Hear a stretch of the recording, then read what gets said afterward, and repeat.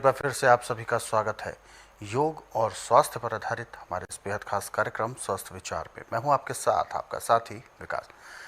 दर्शकों, इस कार्यक्रम में हम आपको प्रकृति से जोड़ते हैं, प्रकृति के गुणों के बारे में आपको बताते हैं। जो भी आप औषधि, जो भी आप चीज़ें प्रयोग कर रहे हैं अपने दैनिक दिनचर्या में, जिन्हें औषधि ना समझकर आप भोजन के रूप में ग्रहण कर रहे हैं, वो वास्तव में औषधि है। और लेकिन उसका असर आप तक पूरी तरह क्यों नहीं पहुंचता, इसके पीछे सबसे बड़ा कारण है किसी भी चीज़ को जो प्रकृति ने हमें दी है, प्रयोग करने की अलग अलग विधि होती है। यदि आप सही विधि से प्रयोग करेंगे तो वह औषधि के रूप में काम आएगी। और एक औषधि कई प्रकार के रोगों को ठीक करने में सक्षम होती है, बस उसके विधि के प्रकार बदल जाते हैं। यही सब बारीकी से जानकारी आपको ज़रूर होनी चाहिए। जब भी आपके शरीर में, जब भी आपके परिवार में कभी कोई बीमारी प्रवेश करती है शुरुआती दौर में, तुरंत उसको आप ठीक कर सकते हैं घरेलू नुस्खों के माध्यम से, उपचारों के माध्यम से। और हमारे इस कार्यक्रम का मूल उद्देश्य भी यही है, आपको और आपके परिवार को हर प्रकार के रोगों से दूर रख सके, बचाव कर सके। और इसीलिए आप सभी से हम अनुरोध भी करते हैं कि जब भी आप इस कार्यक्रम को देखने बैठे तो कॉपी और पेन भी साथ में ज़रूर लेकर बैठे। जो भी नुस्खे उपचार आपको बताए जाएं उनको आप लिख ज़रूर लिया करें। तो आइए दर्शकों, आगे बढ़ते हैं और शुरू करते हैं आज के एक मुख्य विषय पर चर्चा। गुरुजी, आज के इस अंक में हम बेल को लेकर बात करेंगे। बेल एक फल है, हालांकि हमने पिछले अंकों में भी बात की है और उसके लिए बहुत आपने चीज़ें जो बताई हैं बहुत ज़्यादा कारगर है। चूँकि बेल एक फल है और फल कोई भी हो, उसका एक पर्टिकुलर मौसम होता है। हर एक फल अपने पर्टिकुलर मौसम में ही आता है और उसी मौसम में उसको फ़ायदा भी देता है। तो मैं बेल के बारे में जानना चाहूँगा। जैसा कि आपने बताया कि ये एक सदाबहार है, परंतु इसका भी तो एक मौसम होता है, एक मौसम में आता है। तो क्या ये बिना मौसम के भी लाभ दे सकता है? देखिए, हम इसको मौसम के अनुसार जैसा चाहें वैसा बना लें। अच्छा, ये हीटर भी है और एसी भी है। एसी भी, हम तो इसको सिर्फ एसी ही समझते थे क्योंकि गर्मी में हमें ठंडक देता है। दोनों काम करता है। अब देखिए, गर्मी के मौसम में इसको शरबत बना के लेते हैं तो आपका एसी हो गया, बिल्कुल ठंडक देता है। और गठिए के मरीज को यदि इसका मुरब्बा बना के खिलाते हैं तो हीटर हो गया। अच्छा, तो ये गर्मी उत्पन्न करेगा? हाँ, जो इसका मुरब्बा है ये आप 12 महीने कभी भी खा सकते हैं। शरबत केवल आपको गर्मियों में ही मिलेगा। कैंडी भी आपको 12 महीने मिल जाएगी। बिल्कुल। अब आप कैंडी खाते हैं या मुरब्बा खाते हैं तो लीवर को ताकत देगा, पैंक्री से इंसुलिन बनाएगा, पित्ते में तेजाब नहीं बढ़ने देगा और खाया पिया बहुत आराम से पचेगा। और जितना भी गठिए का पॉइजन है उसको ऐसे चाटेगा जैसे नीम की लकड़ी को चाटती है। नस को ऐसे साफ करता है जैसे बड़ा गंदा लोहे का जंग लगा हुआ और गर्म पानी में तेजाब डाल के उसको साफ कर देते, लोहे को चमका देते, ऐसे शरीर को चमकाता है। अब थोड़ी देर के लिए लू आ गई गर्मियों में और बेल पूरा पका हुआ नहीं है, तो आप इसका फल तोड़ के लाइए और उसको या तो पानी में उबाल लें या जैसे आलू भूनते ऐसे आग में भून लें। इसको तोड़ करके गुद्दा पक गया इसका।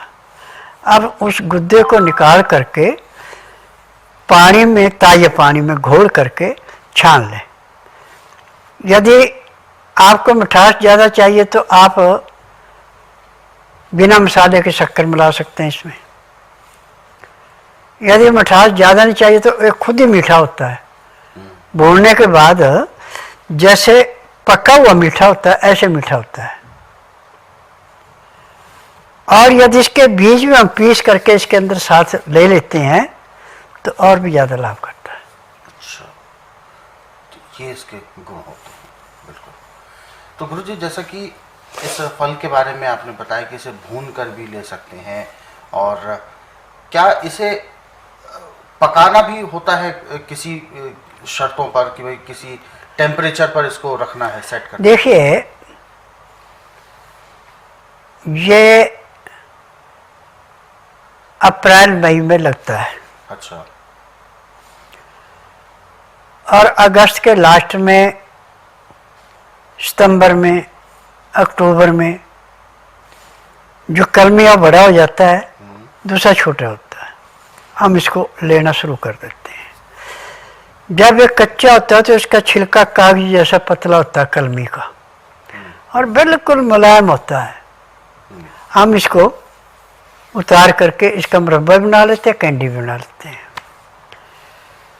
अक्टूबर तक तो इसका मुरब्बा बन जाता है, अच्छा, कैंडी भी अच्छी बनती है। नवंबर में थोड़ा सख्त हो जाता है फिर। अच्छा। फिर मुरब्बा या कैंडी के काबिल नहीं रहता। और फरवरी में फिर इसका बाहर का छिलका मजबूत हो जाता है। अब इसको तोड़ के रखेंगे, हफ्ते के बाद रखा रखा ऐसे पक जाता है। अच्छा, अपने आप ही पक जाता है? अपने आप ही पक जाता है। और जल्दी पकाना तो या गर्म पानी में उबाल लो, अच्छा, या आग में सेक लो, पक गया। और इसका जो असली पकने का मौसम है वो है अप्रैल से लेके और मई के लास्ट तक। जून में बहुत कम मिलता है, उसमें झड़ जाता है और नए फिर आने शुरू हो जाते हैं। यानी पेड़ से खत्म होते हैं, नए लग जाते हैं। अच्छा। हाँ। और इसमें एक सबसे बड़ी विशेषता है कि गर्मियों में यदि इसके पेड़ के नीचे छाया में आप विश्राम करते हैं तो आपको ऐसे लगेगा जैसे यहाँ पे कूलर या पंखा चल रहा है। इसके पत्तों की हवा से इतनी ठंड पैदा होती है। तो प्राकृतिक हाँ। आनंद मिलता है। और सर्दी के मौसम में नीचे गर्मी पैदा कर देता है। अच्छा। क्योंकि मैंने जंगलों में जाके जो अपना अनुभव किया है वो सारा एक एक चीज पे प्रैक्टिकली किया है। अब इसमें जो कलमी है इसके तो पत्ते बड़े घने होते हैं, और जो जंगली है इसके पत्ते थोड़े कम होते हैं, परंतु लाभ दोनों में बराबर है, लाभ में कमी नहीं है। और एक सबसे बड़ी बात यह है कि जो देसी है इसका कांटा बड़ा लंबा होता है और तेज भी होता है, और जो कलमी है इसका कांटा छोटा है और इतना नुकीला नहीं होता। ये भी इसके अंदर की विशेषता है। गुरु जी, जैसे कि बेल के लिए आपने एक चीज़ और बताई कि सर्दियों में ये विपरीत लाभ देता है, जैसे कि गर्मी अच्छी करता है मुरब्बे के माध्यम से।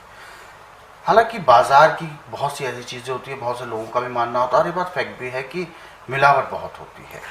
देखिए, जो चीनी में बना है उसमें मिलावट कर सकते हैं आप। चीनी की जगह आइसक्रीम डाल दी, बिल्कुल बिल्कुल। 1 क्वांटल चीनी जहाँ लगनी वहाँ 1 किलो आइसक्रीम से काम बढ़ जाना। वो और ज़्यादा नुकसानदेह होता है। हाँ, परंतु मेरे आश्रम में सब चीज़ें शहद में बनती हैं। यानी शहद का लाभ देता है। शहद एक किस्म का ब्लड बैंक है। अच्छा। शहद आग में जलता नहीं, पानी में बगैर घोले घुलता नहीं, और जब इसको खाएंगे तो गले से नीचे उतरते, जिस ग्रुप का खून है उसमें चला गया, लीवर को पचाना नहीं पड़ता। जो असली शहद है, जिसमें मिलावट की वो नुकसान करता है। बिल्कुल। तो वैसे इसको सिर्फ छोटे से चलते चलते एक छोटे से अंश में मैं पूछना चाहूँगा कि मुरब्बे को बनाने की विधि क्या हो सकती है? देखिए, मुरब्बा जब इसको छिल करके काट के टुकड़े किए जाते हैं, तो सबसे पहले इसको पानी में रखा जाता है और उसमें चूना डाला जाता है। अच्छा। चूने से जो इसके अंदर का लेस है वो सारा कट जाता है, ये साफ हो जाता है। फिर इसके बाद इसको चूने से निकाल के पानी से धोया जाता है, चूने का असर नहीं रहना चाहिए बिल्कुल भी। फिर इसको उबाला जाता है, उबाल करके जब ये मुलायम हो जाता है, ज़्यादा टाइट नहीं रहता, तो इसको पानी से निकाल के 6 घंटे तक खुश्क रखा जाता है। फिर इसको साइड के अंदर डाल दिया जाता है। फिर साइड में ये 24 घंटे रहने के बाद फिर एक बर्तन के अंदर पानी रखना और उसके नीचे गैस जलानी या भट्टी जलानी, उसके अंदर दूसरा खाली बर्तन रखना, उसके अंदर इसको डालना। अब वो पानी गर्म होकर जो उसको गर्मी आएगी, इसके अंदर कोई कमी नहीं आएगी, ना शायद में कमी आएगी ना इसमें कमी आएगी। और जब ये उसके अंदर उबलेगा तो शायद भी थोड़ा गाढ़ा हो जाएगा, ऐसे पतला हो जाता है गर्म करने से शायद, परंतु जब इसको डालेंगे तो गाढ़ा हो जाएगा। अब इसको रख लो, आप चाहे इसको 10 साल रखो, ये खराब नहीं होना। रंग बदल जाता है इसका, जो इसका लाल रंग है वो काले रंग पे आ जाता है। बिल्कुल। तो दर्शकों, ये सब चीज़ें तो बहुत ज़रूरी हैं समझनी कि यदि आप बहुत ज़्यादा दूर दराज के क्षेत्र में हैं और आप बाज़ार से कोई भी चीज़ नहीं खाना चाहते हैं क्योंकि आपको भरोसा नहीं है कि हो सकता है मिलावट हो, तो घर पे आप बना सकते हैं। हालांकि इसके लिए अब पूरे भारत में आप कहीं भी शुद्ध मुरब्बा जो कि शहद से बना हुआ है, इसको आप अपने घर बैठे मंगवा सकते हैं। कोरियर के माध्यम से आपके घर पे पहुंचाया जाएगा।